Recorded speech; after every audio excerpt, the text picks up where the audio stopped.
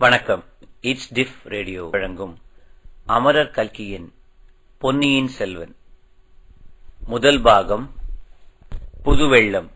19ஆம் அத்தியாயம் ரணகள அரண்யம். பழந்தமிழ்நாட்டில் போர்க்களத்தில் உயிர் துறந்த மகாவீரர்களின் ஞாபகமாக வீரக்கல் நட்டு கோயில் எடுப்பது மரபு. வெறுங்கல் மட்டும் ஞாபகார்த்தமாக நாட்டியிருந்தால் நடுக்கற்கோயில் என்று வழங்குவார்கள். அத்துடன் ஏதேனும் ஒரு தெய்வத்தின் சிலையையும் ஸ்தாபித்து ஆலயமாக எழுப்பி சென்றுதான் நின்றார்கள். கங்கமன்னன் பரிதி விபதி அன்றைய போரில் செயற்கரும் செயல்கள் பல புரிந்த பிறகு தன் புகழுடம்பை அப்போர்க்களத்தில் நிலைநாட்டிவிட்டு வீர சொர்க்கம் சென்றான். அத்தகைய வீரனுடைய ஞாபகார்த்தமாக அப்போர்க்களத்தில் வீரக்கல் நாட்டினார்கள். பிறகு பள்ளிப்படை கோயிலும் எடுத்தார்கள். அத்தகைய கொடூரமான பயங்கர யுத்தம் நடந்த ரணகளம் சில காலம் புல் பூண்டுகள் முளையாமல் கிடந்தது. அந்த பக்கம் மக்கள் போவதே இல்லை. சிறிது காலத்துக்கு பிறகு அங்கே காடு மண்ட ஆரம்பித்தது. பள்ளிப்படை கோவிலை சுற்றி காடு அடர்ந்தது. புதர்களில் நரிகள் குடிபுகுந்தன. இருண்ட மரக்கிளைகளில் ஆந்தைகளும் கோட்டான்களும் வாசம் செய்தன. நாளடைவில் அப்பள்ளிப்படை கோயிலுக்கு யாரும் போதை நிறுத்திவிட்டார்கள்.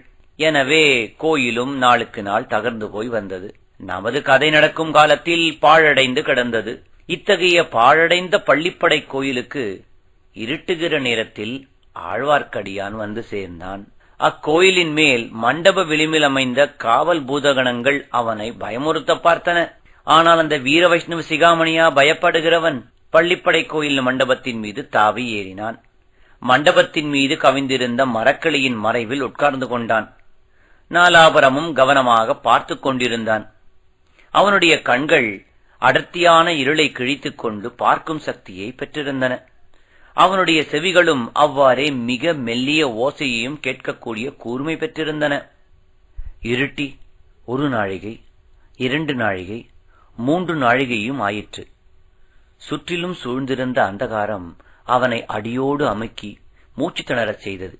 அவ்வப்போது காட்டு மரங்களினிடையே சலசலவென்று ஏதோ சத்தம் கேட்டது.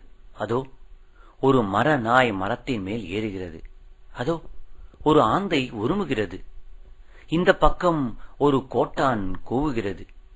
மரநாய்க்கு பயந்து ஒரு பறவை சடசடவென்று சிறகை அடித்துக் கொண்டு மேல் கிளைக்கு பாய்கிறது. அதோ நரிகள் ஊளையிடத் தொடங்கிவிட்டன. தலைக்கு மேலே ஏதோ சத்தம் கேட்டது. அண்ணாந்து பார்த்தான். அணிலோ ஓனானோ அல்லது அத்தகைய வேறொரு சிறிய பிராணியோ மரக்கிளைகளின் மீது தாவி ஏறிற்று. மரக்கிளைகளின் இடுக்குகளின் வழியாக வானத்தில் ஒரு சிறு பகுதி தெரிந்தது. விண்மீன்கள் முணுக் முணுக்கென்று மின்னிக்கொண்டு கீழே எட்டி பார்த்தன. அந்த தனிமை மிகுந்த கனாந்தகாரத்தினிடையே வானத்து நட்சத்திரங்கள் அவனுடன் நட்புரிமை கொண்டாடுவது போல் தோன்றின. எனவே ஆழ்வார்க்கடியான் மரக்கிளைகளின் வழியாக எட்டி பார்த்த நட்சத்திரங்களை பார்த்து மெல்லிய குரலில் பேசினான். ஓ நட்சத்திரங்களே, உங்களை இன்றைக்கு பார்த்தால் பூவுலக மக்களின் அறிவீனத்தை பார்த்து கேலி செய்து கண் சிமிட்டி சிரிப்பவர்களைப் போல் தோன்றுகிறது. சிரிப்பதற்கு உங்களுக்கு வேண்டிய காரணம் உண்டு. 100 வருஷத்துக்கு முன்னால் இதே இடத்தில் நடந்த பெரும் போரையும், போர் நடந்த பிறகு இங்கே வெகுநாள் வரை இரத்த வெள்ளம் பெருகி கிடந்ததையும் பார்த்திருக்கிறீர்கள். மனிதர்கள் எதற்காக இப்படி ஒருவரையொருவர் பகைக்க வேண்டும் என்று அதிசயிக்கிறீர்கள். எதற்காக இப்படி மனித ரத்தத்தை சிந்தி வெள்ளமாக ஓடச் செய்ய வேண்டும் என்று வியக்கிறீர்கள். இதற்கு பெயர் வீரமாம். ஒரு மனிதன் இறந்து 100 வருஷமாகியும் அவனிடம் பகைமை பாராட்டுகிறார்கள். இந்த பள்ளிப்படை பகைவனுடைய பள்ளிப்படையாம். பகைவன் பள்ளிப்படைக்கு அருகில் கூடி யோசிக்கப் போகிறார்களாம். செத்துப்போனவர்களின் பெயரால் உயிரோடு இருப்பவர்களை இம்சிப்பதற்கு. வானத்து விண்மீன்களே, நீங்கள் ஏன் சிரிக்க மாட்டீர்கள்? நன்றாய் சிரியுங்கள். கடவுளே, இங்கு வந்தது வீண்தானா? இன்றெல்லாம் இப்படியே கழியப் போகிறதா? எதிர்பார்த்த ஆட்கள் இங்கே வரப்போவதில்லையா? என் காதில் விழுந்தது தவறா? நான் சரியாக கவனிக்கவில்லையா? அல்லது இந்த மச்சஹஸ்த சமிக்ஞாளர்கள் தங்கள் யோசனையை மாற்றிக்கொண்டு வேறிடத்துக்கு போய்விட்டார்களா? என்ன ஏமாற்றம்! இன்றைக்கு மட்டும் நான் ஏமாந்து போனால் என்னை நான் ஒரு நாளும் மன்னித்துக் கொள்ள முடியாது. அதோ சிறிது வெளிச்சம் தெரிகிறது. அது என்ன? வெளிச்சம் மறைகிறது. மறுபடி தெரிகிறது. சந்தேகமில்லை, அதோ சுளுந்து கொளுத்தி பிடித்துக் கொண்டு யாரோ ஒருவன் வருகிறான். இல்லை, 2 பேர் வருகிறார்கள். காத்திருந்தது வீண் போகவில்லை.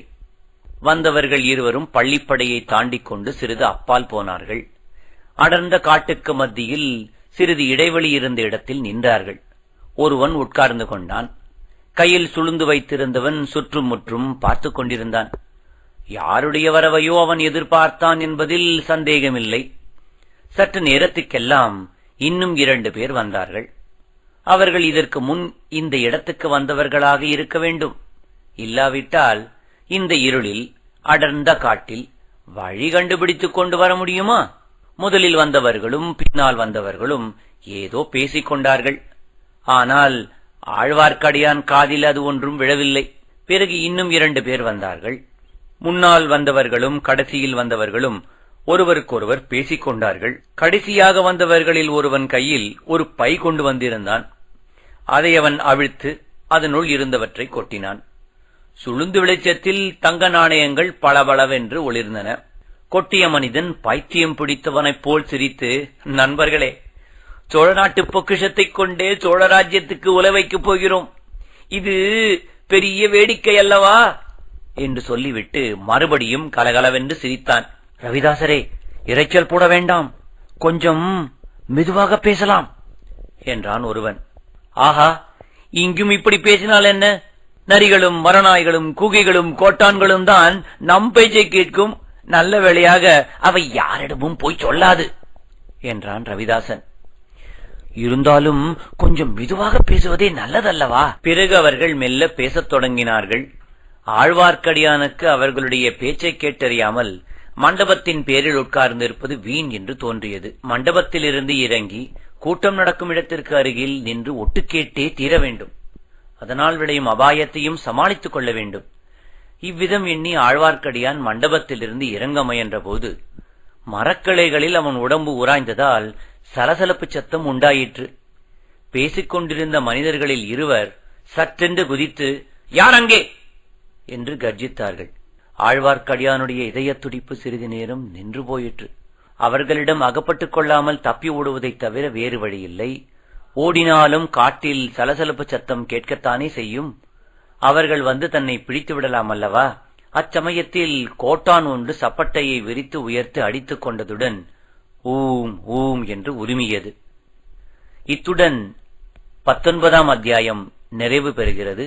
மீண்டும் அடுத்த அத்தியாயத்தில் சந்திக்கும் வரை உங்களிடம் இருந்து விடைபெறுவது சான் பிரான்சிஸ்கோ பே ஏரியாவில் இருந்து ஸ்ரீ. நன்றி, வணக்கம்.